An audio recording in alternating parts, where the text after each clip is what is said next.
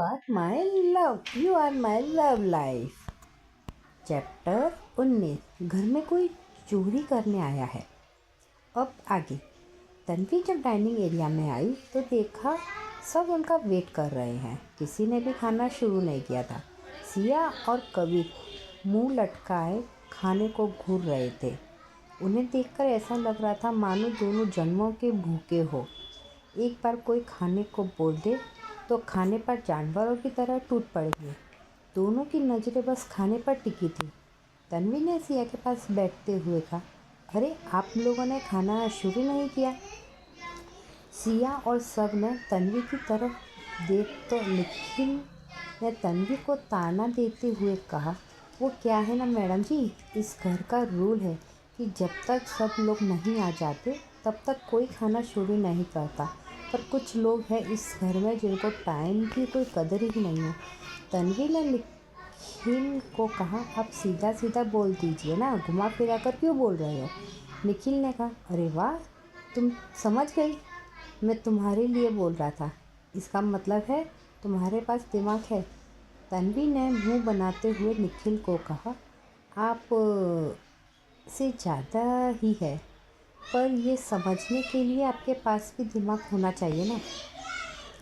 सिया दोनों को लड़ाई से इरिटेट होकर बोली, बस कीजिए, आप दोनों, एक तो पहले ही मेरा भूख से बुरा हाल है और आप दोनों खाने की बजाय हम सबका दिमाग खा रहे हो। सिया ने कहा, पता नहीं ऐसा कौन सा काम कर रहा है वो नवाबजादा, जिसे खाने के लिए भी टाइम नहीं है। इस नीली आंखों वाले मॉन्स्टर को हमेशा अपने मन की करनी होती है। यहाँ हम सब उसका वेट कर रहे हैं कि भूखे मर रहे हैं और उसे किसी की पड़ी ही नहीं। कबीर भी सिया की हाँ में हाँ मिलाते हुए बोला, सही कहा छोटे रैबिट, भाई को हमेशा अपनी चलानी होती है। सिया और कबीर दोनों कुणाल की बाल्टी भर भर के बुराइयाँ कर रहे थे, इस बात से बेखबर कि कोई पीछे खड़ा उनकी बातें सुन रहा है। सब लोगों की नज़र जब कुणाल पर गई तो उनकी सांसें गले में अटक गई।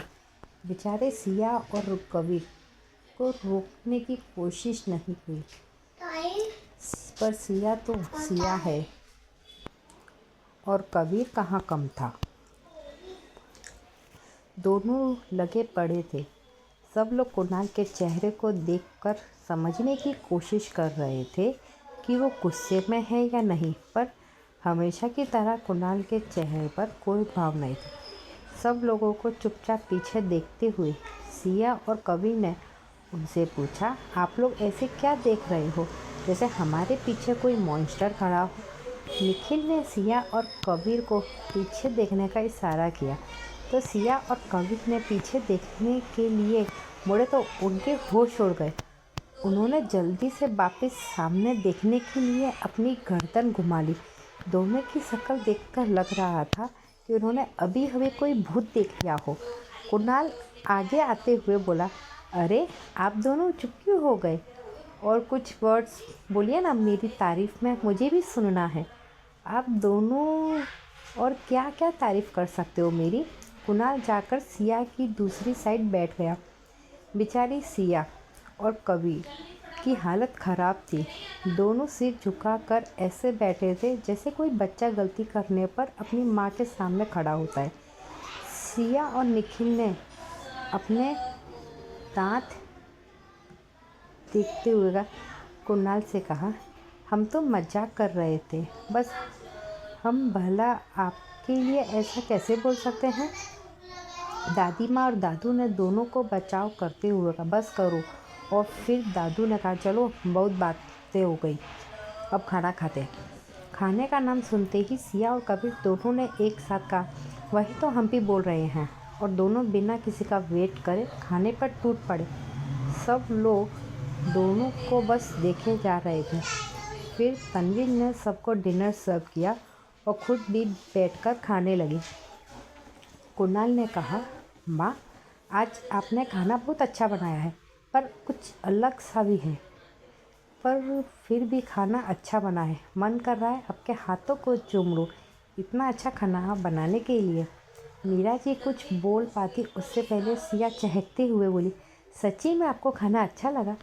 सिया तो सिया है, बिना सोचे समझे अपना हाथ आगे करते हुए बोली, तो लो फिर चूम लीजिए हमारा हाथ, क्योंकि खाना मीरा माँ ने नहीं हमने बनाया है। सिया की बात सुनकर खाना खा रहे लोगों के मुंह में खाना अटक गया।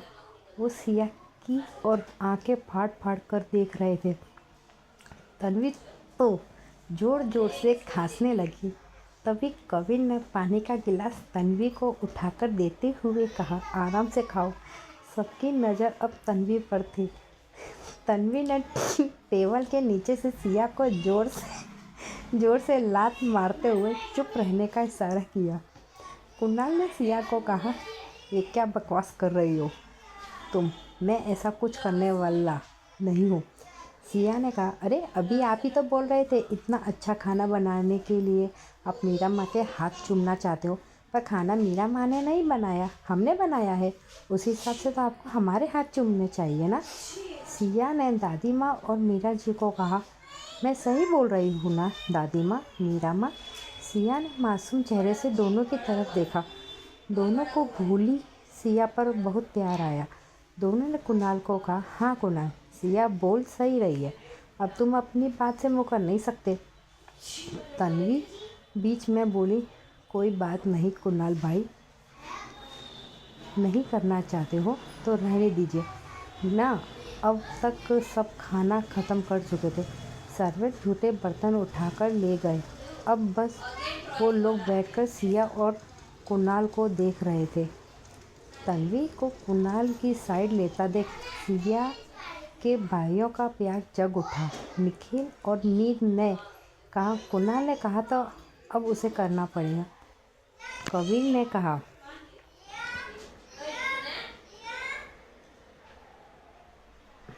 हाँ भाई, कभी अपनी बात से मुकरते नहीं हैं। जो ज़रूर करेंगे। वो बस कुणाल के मज़े लेना चाहते थे। आज अच्छा मौका था कुणाल पर अपना हुक्म चलाने का, नहीं तो वो सब पर ही हुक्म चलाता। दादू ने कुणाल को कहा, क्यों इतना भाव खा रहे हो बरखुरदार। सिया ने झटपट अपना हाथ कुणाल के सामने रख दिया। कुणाल ने सिया का हाथ पकड़ा तो उसे एक करंट सा लगा। कुणाल के दिल की धड़कनें बढ़ गई। उसने सिया का हाथ ऊपर उठाया और अपने होठ से चूम लिया। सिया को एक बहुत अच्छा एहसास हुआ। कुणाल का मन तो खुद से ही बगावत करने लगा। उसे सिया के सॉफ्ट और छोटे से हाथों को फिर से किस करने का हो रहा था। सिया ने अपना हाथ वापस खींच लिया और कहा, मेरा काम हो गया, अब मैं तो चली सोने। सिया उठकर अपने रूम में चली गई। सब सिया के जाते देख रहे थे। वही कुणाल उन तीनों को खा जाने वाली नज़रों से देख रहा था। जब उन तीनों ने देखा कुणाल उन्हें गुस्से में घूर रहा है तो उन्होंने वहाँ से भागने में ही अपनी भलाई समझी। मीर ने वहाँ से चलने का इशारा कर दिया और वहाँ से चले गए। मीर ने कबीर और निखिल के साथ अपने रूम की तरफ चलते हुए कहा, मान गए छोटे रैबिट को। जो इंसान पूरी दुनिया से अपनी बात मनवाता है, छोटे रैबिट ने उससे अपनी बात मनवा ली। ऐसे बस वही करती रहे। अब आया ऊँट पहाड़ के नीचे। कुणाल को कोई टक्कर देने वाला मिल ही गया। तीनों एक साथ हंसने लगे और अपने अपने रूम में सोने चले गए। कुणाल और बाकी सब अपने रूम में जाने वाले ही थे कि सिया दादू दादी के पास आई और अपने हाथ से दवाई दादाजी और दादी माँ को देते हुए कहा, अपनी दवाई खाइए। दादू ने मुंह बनाकर कहा, बाद में खा लूँगा। सिया ने दादू को गुस्से में घूरते हुए कहा, दादू हमने कहा खाइए। दादू ने मुंह बनाते हुए दवा खा ली। फिर सिया ने कहा, जाओ और जाकर सो जाना। अगर आपने अब टीवी देखने का सोचा तो मैं आपका टीवी तोड़ दूँगी। आपको आराम की ज़रूरत है। कुणाल ये सब खड़ा देख रहा था। दादू ने कुणाल को कहा, ये इन्हीं के काबू में आते हैं, वरना इनको तो बस ड्रामा करना होता है। दादी माँ सिया के पास गई और उसे प्यार से गले लगाते हुए कहा, गुड नाइट बच्चा। सिया ने भी दादी के गाल पर किस करके कहा, गुड नाइट दादी माँ। तभी दादू के पास कुणाल भी आकर खड़ा हो गया। दादू ने सिया को दादी माँ को प्यार करते हुए देखकर कहा, बस दादी माँ के लिए ही, आपका प्यार हमारे लिए कुछ नहीं है। सिया दादू के पास गई और उन्हें हक करके गुड नाइट बोला और उनके गाल पर किस करके कहा, जाइए आप भी सो जाइए। दादी माँ और दादू अपने रूम में चले गए। कुणाल पर सिया वहीं खड़े रहे। कुणाल ने सिया को छेड़ते हुए कहा, हमें क्या कांटे लग रहे हैं तो आप हमें गुड नाइट नहीं बोल रही? हमें भी दादू दादी की तरह गुड नाइट बोलो। रैबिट, क्या हम इतने बुरे लग रहे हैं आपको जो आप हमसे चिढ़कर भाग जाती हैं? सिया ने कहा, नहीं, हमने ऐसा कब कहा? सिया ने अब देखा न था। एक झटके में कुणाल को हक करके गाल पर किस करके कहा, गुड नाइट मॉन्स्टर, और एक झटके में वहाँ से अपने रूम में भाग गई।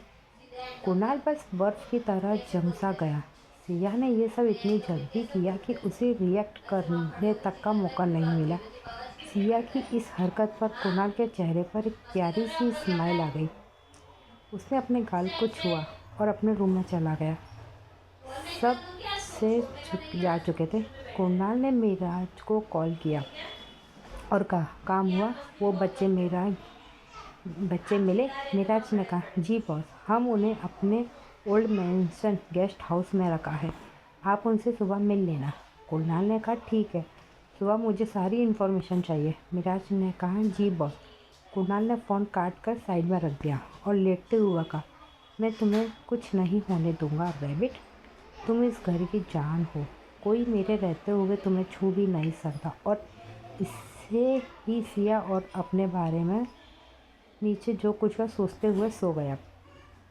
कबीर, रात के 2 बजे कुछ टूटने की आवाज़ आती है जिससे सभी की नींद टूट जाती है। सब एक एक कर कर अपने रूम से बाहर आते हैं। एक दूसरे से पूछते हैं, क्या टूटा?